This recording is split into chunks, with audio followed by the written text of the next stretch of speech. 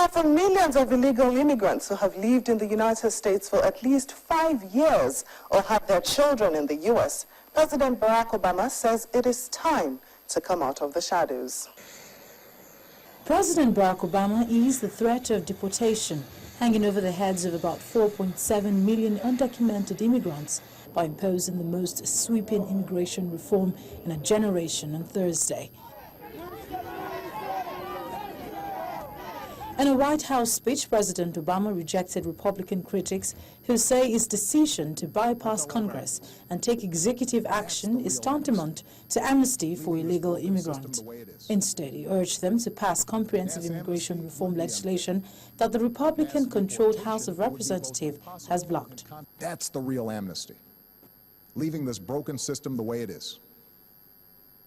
Mass amnesty would be unfair. Mass deportation would be both impossible and contrary to our character. What I'm describing is accountability, a common-sense middle ground approach. If you meet the criteria, you can come out of the shadows and get right with the law. If you're a criminal, you'll be deported. If you plan to enter the U.S. illegally, your chances of getting caught and sent back just went up. Republicans quickly reacted, saying Mr. Obama had overstepped his constitutional power a year after declaring he did not have the authority to act on his own. Instead of working together to fix our broken immigration system, the president says he's acting on his own. That's just not how our democracy works. The president had said before that he's not king and he's not an emperor, but he's sure acting like one. And he's doing it at a time when the American people want nothing more than for us to work together. But it wasn't all criticisms for the president. Outside the White House, supporters of the plan held signs and chanted their approval. With 11 million undocumented immigrants in the United States, President Obama's plan would let 4.4 million who are parents of U.S. citizens and legal permanent residents remain in the United States temporarily without the threat of deportation. Those undocumented residents could apply legally for jobs and join American society, but not vote or qualify for insurance under the president's signature health care. The measure would apply to those who have been in the United States for at least 5 years. Coming up after the break, our focus on the just concluded G20 Summit. Please stay with us. Welcome back. The G20 Summit ended on Sunday, November the 16th, with security and climate change overshadowing the talks on boosting global economic growth. Nevertheless, the leaders of the G20 nations agreed to boost global economic growth by 2.1%, which, if achieved, will benefit not only the G20 nations, but the rest of the world, including Africa.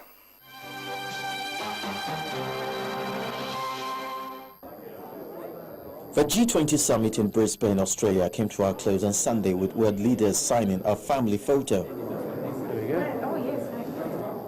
Thank you, sir.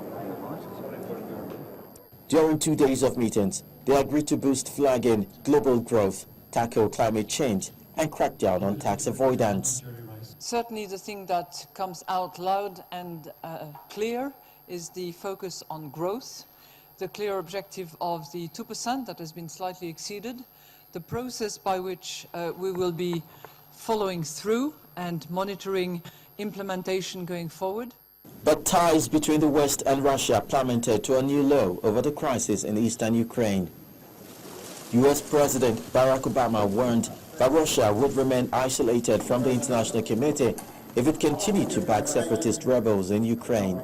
Don't invade other countries or finance proxies and support them in ways that break up a country that has mechanisms for democratic elections. He was supported by British Prime Minister David Cameron. I think there has been good unity between European countries and the United States of America. We've just been discussing it at a separate meeting, that we will continue to maintain the sanctions against Russia, we'll continue to keep up the pressure, and that if Russia continues to destabilize Ukraine, further measures would follow.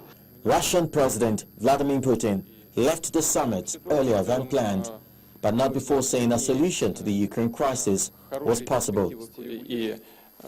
и реальная действительность, и виртуальная жизнь в средствах массовой информации. The situation in Ukraine, in my view, has good chances for resolution, no matter how strange it may sound. But certain structures have to be established on both sides that could handle the task they are facing better, bearing in mind, first and foremost, the interest of the people who live in the territory of all Ukraine, including the southeast. Putin has denied Moscow's involvement in the conflict, which has killed more than 4,000 people so far. But several Western nations have warned Russia that more sanctions lie ahead over its actions in Ukraine.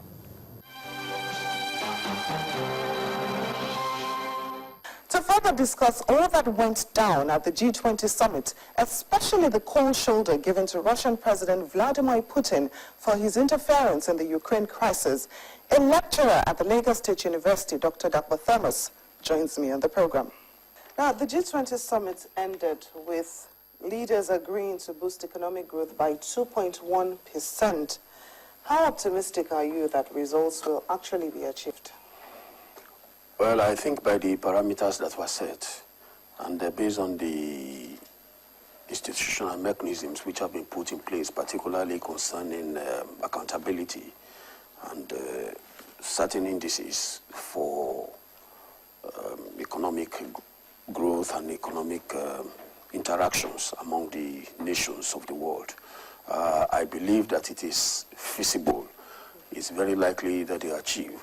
The only snag there is that I still want to believe that they still have to address the issue of legitimacy of the G20, because it used to be G7.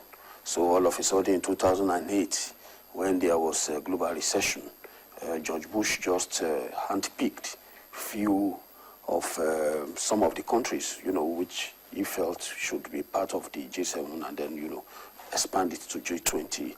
And this has created some kind of problem, because there are some countries which feel that they ought to have been there. For instance, about 4 countries, I believe that 4 out of the 20 should not be there. What is Argentina doing there? Because Argentina is a global financial relegate. They are always discountenancing their debt obligations. They have never been forthcoming in terms of meeting their debt obligations. And what is Indonesia doing there? Indonesia has internal crisis, and then their economy is going down. What is Saudi Arabia doing there? What is Russia doing there? Russia is under sanctions. It's seriously conscripted in terms of its economic, in terms of international trade and everything. So what is Russia still doing there?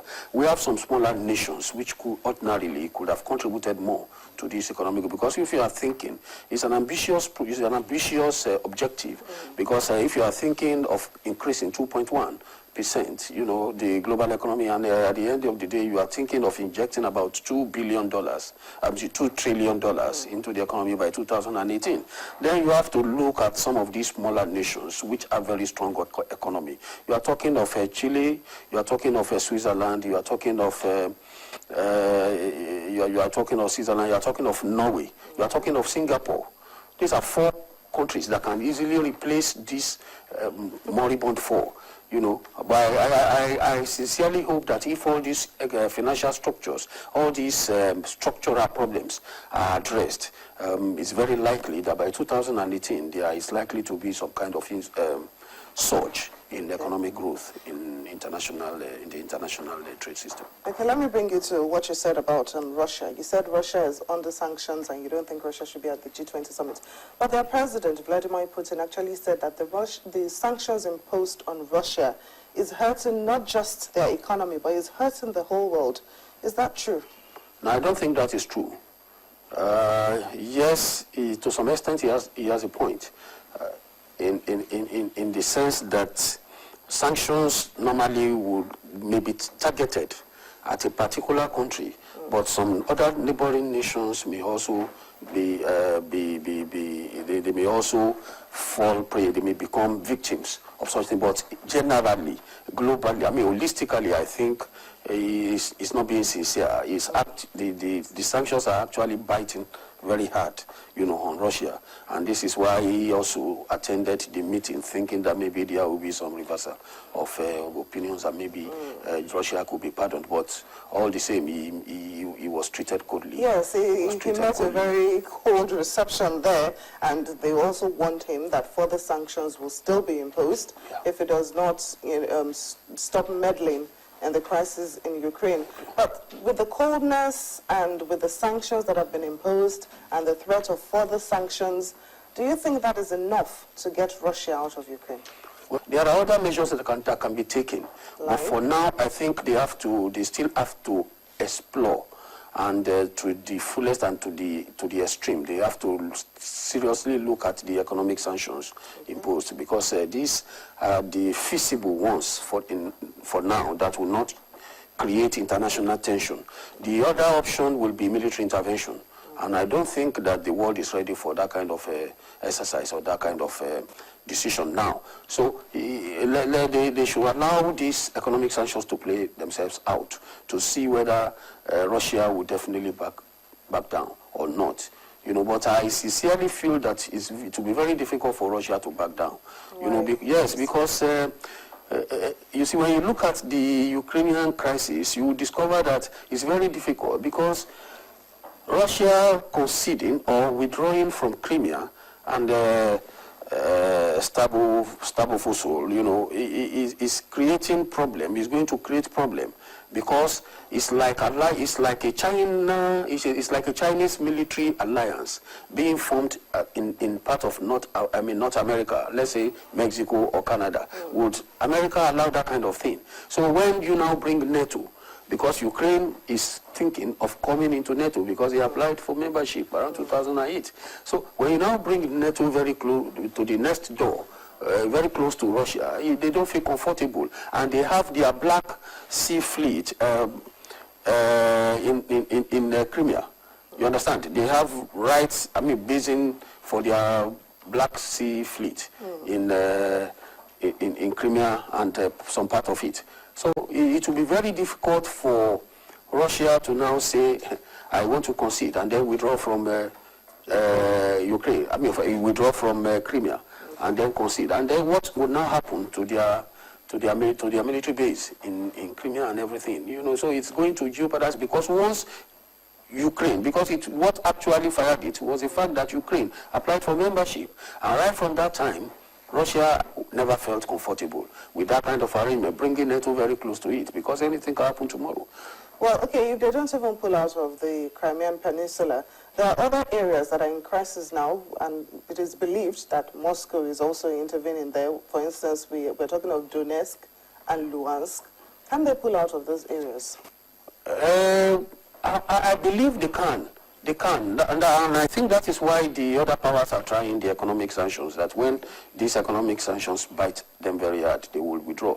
I want to believe that the best solution is for Russia to withdraw from these annexed cities and regions, and see whether Ukraine will still go ahead with its application for the NATO membership, and then wait until that time, because there will be justification for them to now now complain bitterly, or to now express their anger, and possibly even take military action.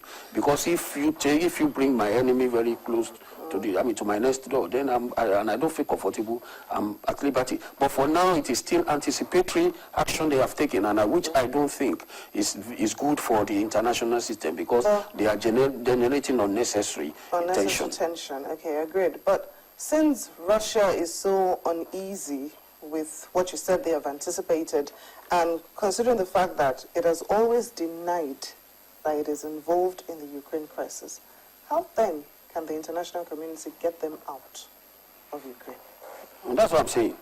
Well, they may be denying, but we have satellite pictures that have already discovered or identified that these are Russian soldiers, and then these are Russian military weapons and everything, armaments and whatever. And they are asking U.S. not to sell arms to Ukraine.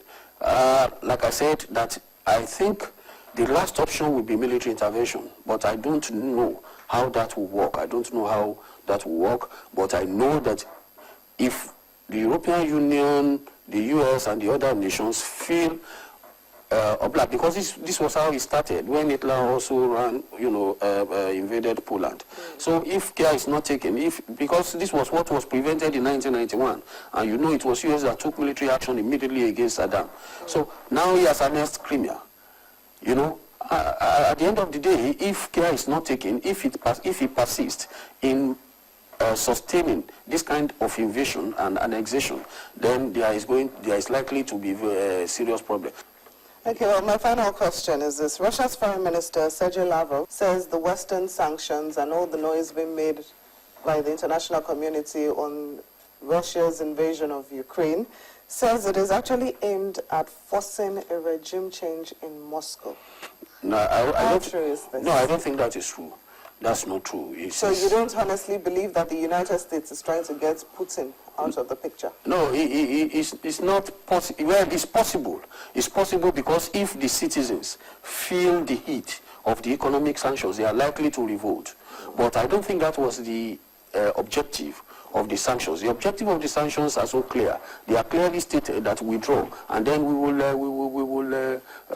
remove the sanctions. So why have they not taken that action first? And let us see whether the actual intention was. So if you are saying that, well, the intention was to create regime change in Moscow, then why did you create scenarios that will make such intervention possible, that will make such overture possible for your citizens? I believe that if it is true, then they are responsible for the actions. All right. Thank you very much for coming on Diplomatic Channel. You're welcome.